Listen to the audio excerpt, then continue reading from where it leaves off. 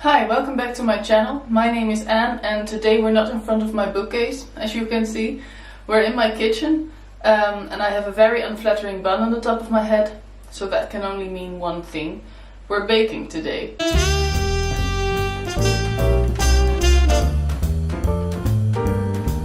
Yes, I'm going to film my very first baking video for you today. I don't have the ideal kitchen to film baking videos in, but I already bought a new camera, so I'm not going to buy a new kitchen as well. Today we're going to make chocolate brownies with strawberries covered in chocolate. I think I say that correctly. It's basically a brownie with a layer of strawberries on top, which is then covered in chocolate ganache. I bought about half a kilo of chocolate this morning, so it's going to be very delicious. So get your hair out of your face, get your cup of tea like me, and let's get baking.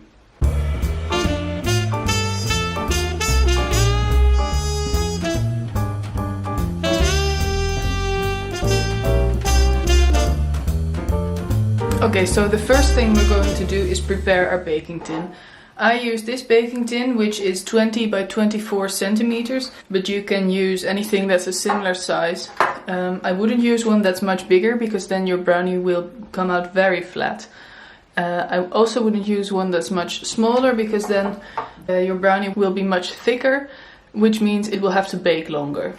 So, to prepare your tin, you first need some liquid butter is what I use, but you can just use some melted butter as well, or some kind of fancy baking spray. So you just rub that all in on all sides, and then after you've done that, you're going to need a piece of parchment paper, which I've already got here. I've got one that's just as wide as the tin. You're going to line your baking tin with the parchment paper. Normally I'd say with regular brownies, I'd say you can just grease and flour the tin if that's what you want, if you don't want to use baking paper. But with this recipe I would really recommend doing this because we're also going to cover it in ganache, which makes it really difficult to get the brownie with the ganache out of the tin. If you do it like this, with the two handles basically of baking paper on the outsides, you can just, after it's done, just lift it out of the tin and transfer it to a cutting board or something else. So the next thing we've got going on is melting the chocolate. We're going to do that over a bain-marie, which basically means you fill a pan with hot water and make sure it doesn't boil because that can get messy. And then you put another heat-proof bowl on top of it like this and put the chocolate in there and it will melt. If you put the chocolate directly into a saucepan or something, you run the risk of it burning as well. So just keep this going on while you work on the next steps. We're going to start making the mix for the brownies. First, you melt your butter. I've got my melted butter here. I just put that in the microwave. This is 125 grams of regular butter. Put that in your bowl. And then you add 160 grams of normal sugar. And you mix that together using a whisk. You don't need an electric whisk or something like that at all for this recipe. So, the next step is to add the eggs. I've got 3 organic medium-sized eggs here. I'm just going to crack all 3 of those in the bowl.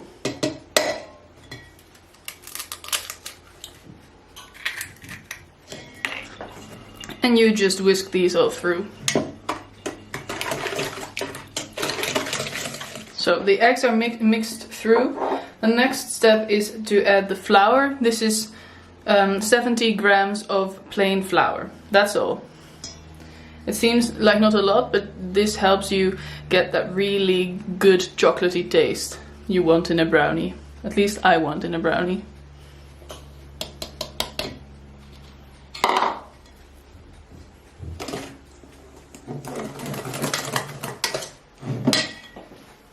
Also, and this is quite important, at this step I always add a pinch of salt. You could also use salted butter, but unsalted butter is easier to come by. So just add a generous pinch of salt. I always add salt to all my recipes because it just really elevates the taste. I learned this from my mother actually. And she's definitely right when it comes to this. When it comes to a lot of other things as well. The next step is to add your chocolate to your mixture. This is the most satisfying step, I think. You'll see why in a second. You do want to make sure that your chocolate isn't piping hot because it might scramble the eggs in the mixture, and that's not what you want, of course. Just wait about half a minute or a minute after taking it off the heat and it will be perfectly fine. So I'm going to pour it through now. Yes. You don't want to waste any chocolate, of course, so if you have a spatula, that will be very handy to use to scrape out all of the beautiful shiny chocolate. Or a spoon will do fine as well. Got all of that out. It looks a bit like an artwork right now. And you're just going to whisk it all through. And look at that. Isn't that beautiful? I love the look of the brownie mixture. It looks absolutely gorgeous. It's shiny, it's smooth, it's thick. Then you get out your prepared baking tin again and you simply pour the mixture right in. You can get out a spatula again to get every last little bit out. You spread out the mixture so there's something in every corner. And then you just put this tin into your oven. It has to be baked for 25 minutes at 150 degrees Celsius. And when it comes out, you can just check it with a skewer, and if it comes out almost clean, it is done. You don't want to overbake it because then your brownie will come out very dry, and that's not what you want in a brownie. So it's half an hour later now and the brownie has come out of the oven and it's looking really good. I'll show you. Right, here it is.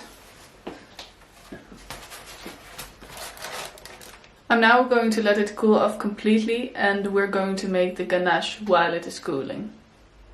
Okay, so now we're going to make the ganache. Here we have 300 grams of chocolate. I used 2 bars of chocolate with a 55% cocoa and 1 bar of chocolate with 72% cocoa. And over here we have our whipping cream. Most recipes use heavy cream, but we don't have that in the Netherlands. So I use whipping cream instead. In a minute I'm going to heat this over low heat until the surface starts to bubble a little at the edges, and then I'm going to pour it over the chocolate over here. Okay, so now we're going to heat the cream, and I'm also going to dissolve 1 teaspoon of sugar into the cream because I've read that that really helps with the ganache. My first ganache for this recipe failed, which is a little embarrassing, but this is my second go, and I thought for the sake of clarity and transparency, I'd let you know about that. It's now slowly starting to bubble around the edges, so I'm going to pour the cream over the chocolate.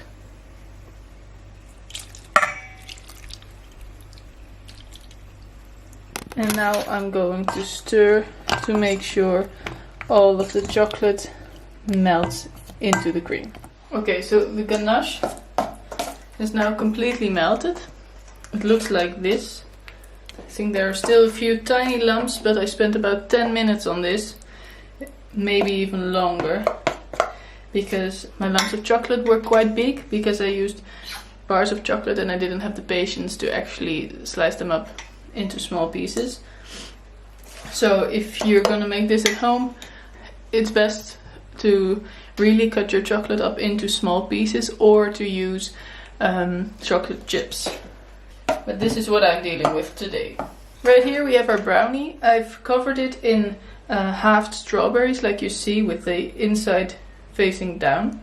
And now we're just going to pour the chocolate over it.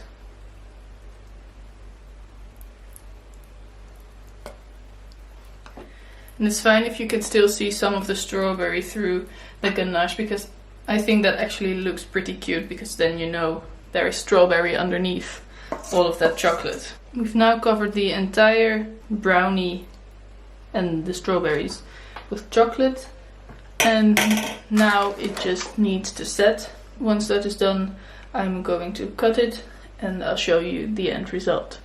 It's a little while later now, I think about 15 minutes, and the chocolate ganache has already set. So now I'm going to take it out of the tin. The chocolate has attached itself to the edge a little bit, but that's okay.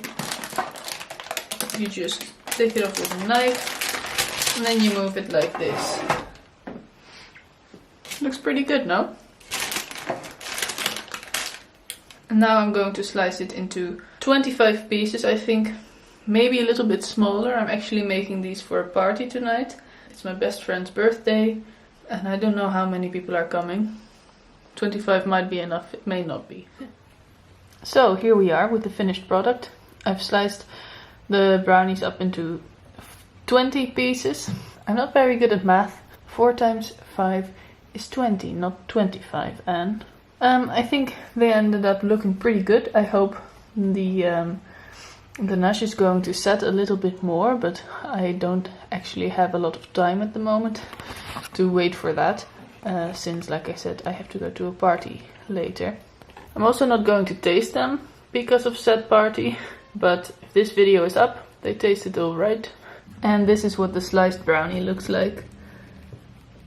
You can see the strawberry, which I think will make a delicious fresh note in between all the chocolate.